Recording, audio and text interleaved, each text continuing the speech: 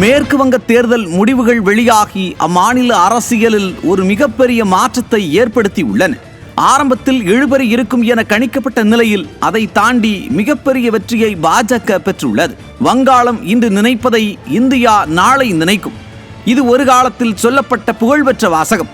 ஆனால் 2026 தேர்தல் முடிவுகள் மூலம் மேற்கு வங்க மாநிலம் தனது நீரோட்டத்தில் இணைந்துள்ளதாக பாஜக கொண்டாடி வருகிறது. மேற்கு வங்கத்தில் பாஜகவுக்கும் திரிணாமுல் காங்கிரசுக்கும் கடும் போட்டிகள் இருக்கும் என பெரும்பாலான கருத்து கணிப்புகள் சொல்லி வந்தன. ஆனால் அந்த தடைகளை எல்லாம் தகர்த்து மகத்தான வெற்றியை பெற்று பாஜக அரியணையை பிடித்துள்ளது.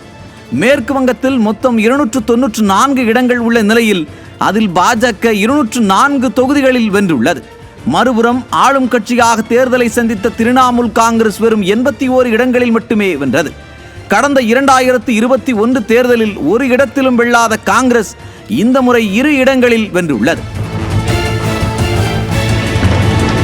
குறிப்பாக பல ஆண்டுகளாக இடதுசாரிகள் மற்றும் திரிணாமுல் காங்கிரசின் பிடியில் இருந்த மேற்கு வங்கம் இப்போது பாஜக வசம் சென்றிருப்பது நாடு முழுவதும் கவனத்தை ஏற்படுத்தி உள்ளது. உத்தரப்பிரதேசம், ராஜஸ்தான், குஜராத் முதல் தெற்கே ஆந்திர பிரதேசம் மற்றும் புதுச்சேரி வரை பாஜக அலை வீசியுள்ளது.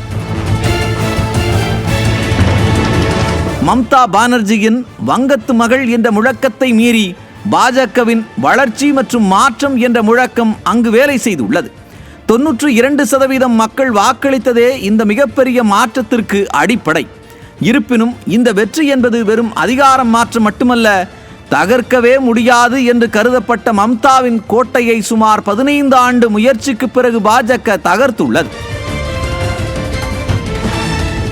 இந்த மகத்தான வெற்றிக்கு பிறகு நாட்டில் பாஜக அலை வீசுவதாக சொல்லி போட்டோ ஒன்றை பகிர்ந்து வருகிறார்கள். அதில் பாஜகவின் கொடி நிறம் வங்காளத்தை அடைந்து விட்டதாக சொல்லி வருகிறார்கள். அந்த படத்தில் இந்தியா முழுவதும் பாஜக மற்றும் அதன் கூட்டணி கட்சிகள் ஆளும் மாநிலங்கள் ஆரஞ்சு நிறத்தில் குறிக்கப்பட்டுள்ளன. 15 ஆண்டுகள் மம்தா வசம் இருந்த மேற்கு வங்கம் பாஜகவின் கையில் வந்துள்ளது.